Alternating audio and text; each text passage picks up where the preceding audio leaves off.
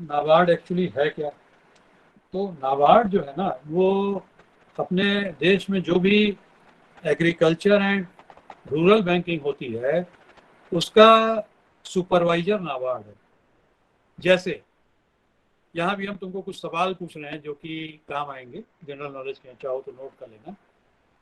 जैसे बैंक मैंने बताया कि लोन देता है, तो लोन जो है वो सेक्टर ड्रिवन होता है। जैसे मान लो हमें किसी सेक्टर को प्रमोट करना है, एग्रीकल्चर को प्रमोट करना है, तो उसके लिए लोन के नॉर्म्स बनेंगे। जो नाबार्ड है वो ले डाउन करेगा कि पूरे लोन का, किसी भी बैंक का जो पूरा लोन है उसका 40% एग्रीकल्चर में जाए, है ना। इस तरह के नॉर्म बनेंगे।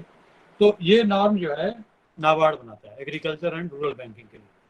तो इसमें एक तुम लोगों के साथ एक जानकारी साझा ये करना चाहता हूँ कि जो बैंकों का जो डायरेक्ट एग्रीकल्चर क्रेडिट है, जो बैंक डायरेक्ट किसानों को देते हैं, वो 18% of the net bank credit होना चाहिए। तो ये एक इम्पॉर्टेंट डेटा है कि जो बैंक का नेट बैंक क्रेडिट है उसका 18% बैंक को लोन देना ही देना है डायरेक्ट एग्रीकल्चर में किसानों को, ठीक है ना।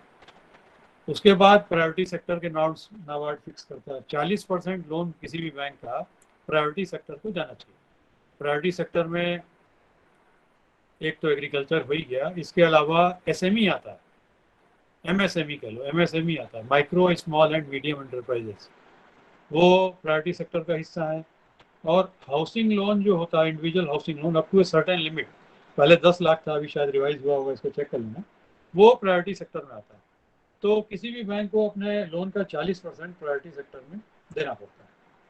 तो ये नाबार्ड के फंक्शंस होते हैं कि वो ये डिसाइड करता है कि किस सेक्टर को हमें प्रमोट करना है रूरल एरिया में, और उसको कितना बैंक क्रेडिट जाना चाहिए, ये नाबार्ड डिसाइड करता है।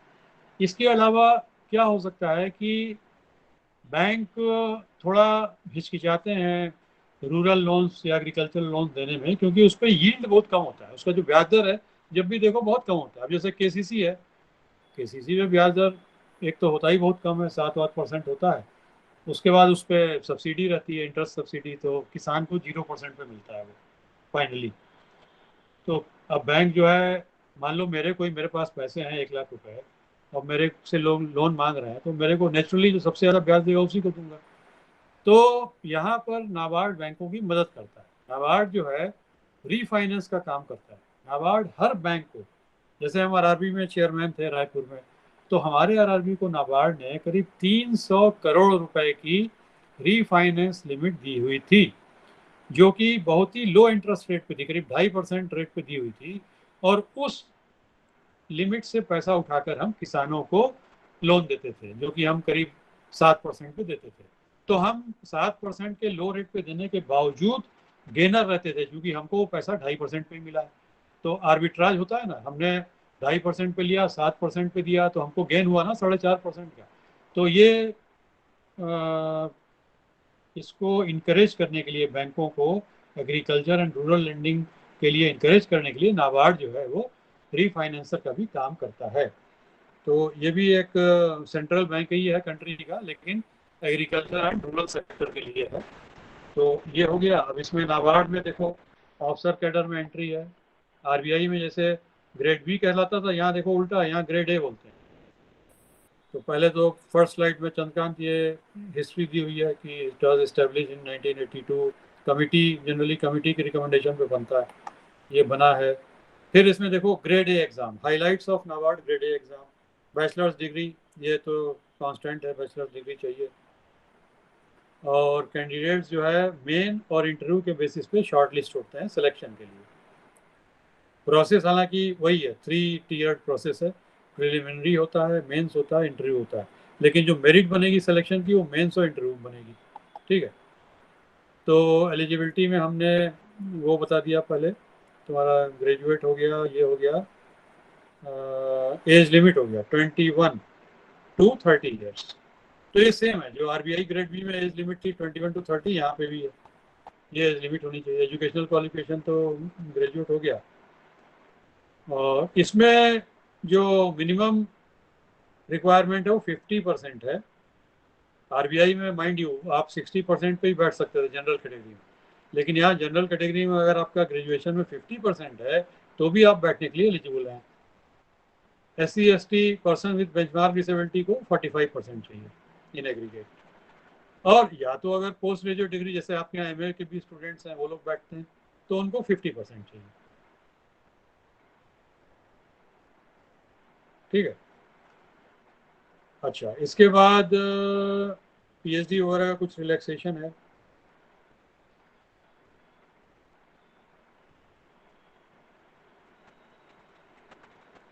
Post graduate degree with minimum of in aggregate और PhD विद बैचलर्स डिग्री और 2 year full time PG diploma in management.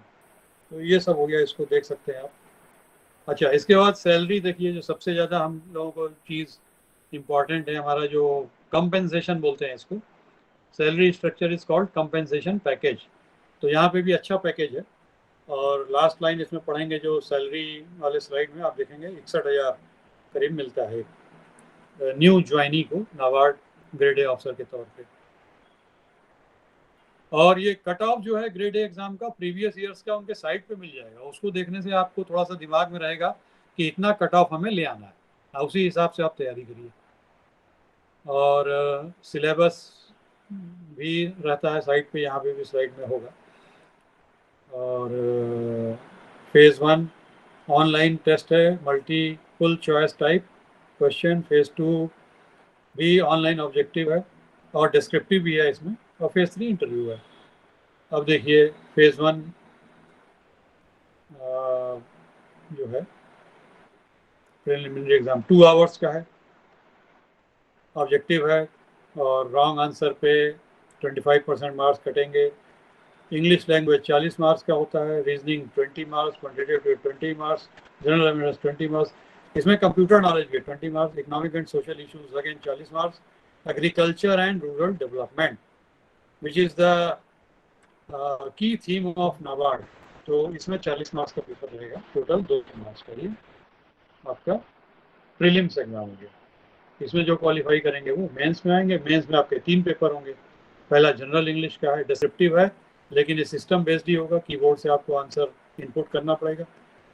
100 marks का 1.5 घंटे का। पेपर 2 जनरल रहेगा, economic and social issues and agriculture and rural development. अब जैसे एक सवाल और मैं यहाँ पूछता हूँ, ये आपको तैयारी के पर्पज से इसी तरह के आप सवाल देख सकते हैं कि इंडिया का GDP है, जैसे GDP ग्रोथ रेट पिछले साल 7% माइनस रहा, तो GDP के कॉन्स्टिट्यूएंट होते हैं, सेक्टर्स होते हैं मेनली। जैसे कि एग्रीकल्चर की बात हम कर रहे हैं तो एग्रीकल्चर कंट्रीब्यूट्स टू GDP और इंडस्ट्री कंट्रीब्यूट्स टू GDP और सर्विसेज कंट्रीब्यूट्स टू GDP। तो क्या बच्चों आप बता सकते हैं कि जो इंडिया का GDP है उसमें सबसे ज़्यादा परसेंटेज कंट्रीब्यूशन किस सेक्टर का रहता है, एग्रीकल्चर, इंडस्ट्री या सर्विसेज?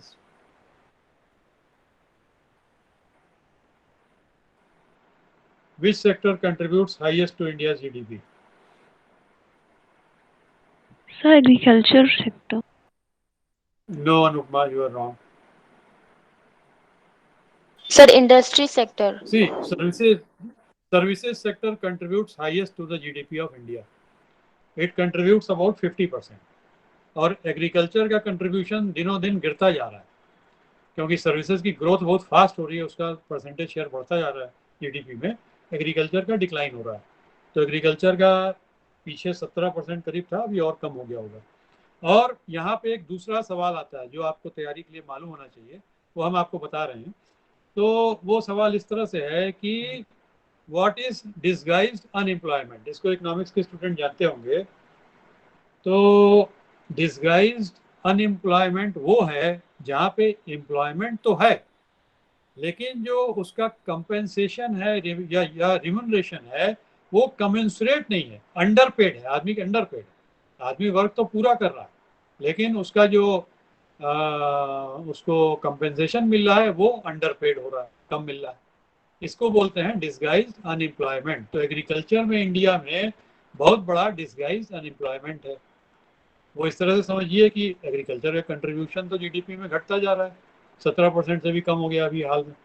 और लेकिन जो आप वर्कफोर्स देखिए, इंडिया की आबादी गांव में ज़्यादा रहती है और ज़्यादा लोग खेती करते हैं। तो इंडिया की जो पॉपुलेशन है, major share or major proportion of India's population is engaged in agriculture, but that is not contributing to the highest proportion of the GDP. So that clearly shows कि there is a disguised unemployment in agriculture. तो इस तरह के सवाल भी आप तैयार करिएगा, ये सब आते हैं। इकोनॉमिक एंड सोशल इश्यूज है ना इसमें ये आ सकता है।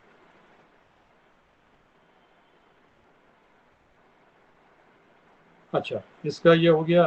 तो ये आपका ग्रेड ए अफसर में इतनी चीज़ें थी जरूरी, ये बता दी हमने। फिर जो है अब जल्दी थोड़ा चलेंगे क्योंकि मेरा ख्याल है काफ़ी टाइम हो गया है। तो इसके बाद डेवलपमेंट असिस्टेंट, जो नाबार्ड के क्लर्क होते हैं उनको डेवलपमेंट असिस्टेंट बोलते हैं। तो इसको क्विकली ज़रा सा मूव करेंगे क्योंकि ज़्यादातर देखिए जो एलिजिबिलिटी है एज की, एजुकेशनल क्वालिफिकेशन की, सिटीजनशिप की, वो सेम है ना। तो इसमें भी देखिए प्रीलिम्स होगा फर्स्ट फेज, और उसके बाद मेंस होगा और इंटरव्यू।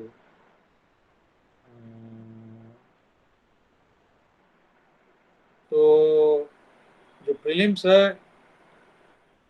वो 3 सेक्शन होंगे, English language, numerical ability, reasoning. ये पहली स्लाइड में दिया हुआ है। और ये देखिए इसका प्रीलिम्स एग्जाम का पैटर्न दिया। English language 40 question 40 marks, numerical ability 30 question 30 marks, reasoning 30 question 30 marks, total 100 question of 100 marks, और टाइम उसका 1 आवर। ठीक है, 1 आवर में करने 100 क्वेश्चन। अगेन निगेटिव मार्किंग रहेगी, गलत सवाल, गलत जवाब पे 1/4 नंबर कटेगा। ये हो गया। और सेकेंड फेज जो है वो मेन एग्ज़ाम होगा। नाबार्ड का जो असिस्टेंट का, डेवलपमेंट असिस्टेंट का एग्ज़ाम है क्लर्क का, उसका सेकेंड फेज जो है 4 सेक्शन होंगे, quantitative aptitude, general awareness, reasoning, computer knowledge.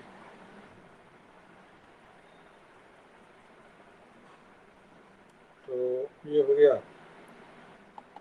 ये इसका देखिए स्लाइड में दिया हुआ है, पैटर्न दिया हुआ है, main exam pattern, reasoning, quantitative aptitude, general awareness, computer knowledge, English language. Descriptive रहेगा ये, लेकिन वो ऑनलाइन ही कंप्यूटर पे ही देना पड़ेगा। ये हो गया। ये स्लाइड्स आपको दे दी जाएंगी, उसमें देख लीजिएगा इत्मीनान से। और सिलेबस सेम है जैसा मैंने पहले अभी बताया था डिटेल में, तो वो सिलेबस रहेगा। बच्चों जो की फोकस रहता है टेस्ट का बैंकों में रिक्रूटमेंट के लिए, वो 4 टेस्टों पे रहता है। क्योंकि लॉजिकली बैंक में काम करना पड़ता है, तो एक रीजनिंग का टेस्ट जरूर होगा, और बैंक में जोड़ घटाने का काम होता है, तो क्वांटिटेटिव एप्टीट्यूड सेकंड पेपर रहेगा। तीसरा, आप कितना अवेयर हैं अपने सराउंडिंग में, तो जनरल अवेयरनेस रहेगा। और चौथा जो है जनरल इंग्लिश का रहेगा, और कहीं कहीं लोकल लैंग्वेज जो है प्रोफिशिएंसी टेस्ट रहेगा। तो इस तरह से ये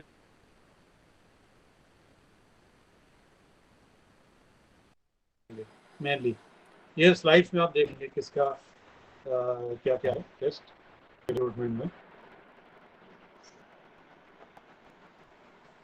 ये इस स्लाइड में आपको सिलेबस दिया हुआ है। तो ये